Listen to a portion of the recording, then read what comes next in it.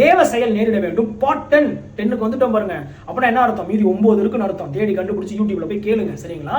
தேவ செயல் நேரிட வேண்டும். இன்னைக்கு யாரை பத்தி பார்க்க போறோம் அப்படின்னு சொன்னா, ராகேல் போய் யாக்கோப்ட கேட்கறான், எனக்கு பிள்ளை கொடு, என்னையா சகோதரி கல்யாணம் பண்ண, அவளுக்கெல்லாம் பிள்ளை பிறக்குது, எனக்கு பிள்ளை கொடு அப்படின்னு கேட்கும்போது யாக்கோப் அங்க ஒரு வார்த்தை சொல்லுவாரு, நான் என்ன தேவனா? நானா உன் கர்ப்பத்தை அடைச்சு வச்சிருக்கேன்? உன் கர்ப்பத்தை கடவுள்ல கர்த்தர்ல அடைச்சு வச்சிருக்காரு, அவர் தான் உனக்கு பார்த்து இறங்க வேண்டும். யாக்கோபுக்குள்ள வெளிப்பாடு இருந்துச்சுங்க. தேவன் செயல்படணும்.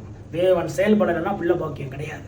இந்த வீடியோ விசேஷமா யாருக்கு டெடிகேட் பண்றேன்னா, 10 பாட்டு பேசிட்டேன் தேவ செயல். இதை யாரை நான் அர்ப்பணிக்கிறேன்னா, ரொம்ப வருஷமா குழந்தை பாக்கியம் இல்லை.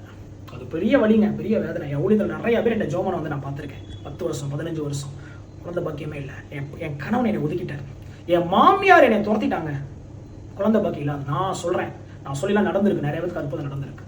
இந்த சத்தியத்தின்படி ஒரு காணிக்கை எடுங்க, இந்த சத்தியத்துக்குள்ள விதைங்க, எனக்கு ஒரு குழந்தை பாக்கியம் வரும், நான் ப்ராஃபட்டிக் வார்த்தைக்கு நான் காணிக்கை விதைக்கிறேன்னு சொல்லுங்க.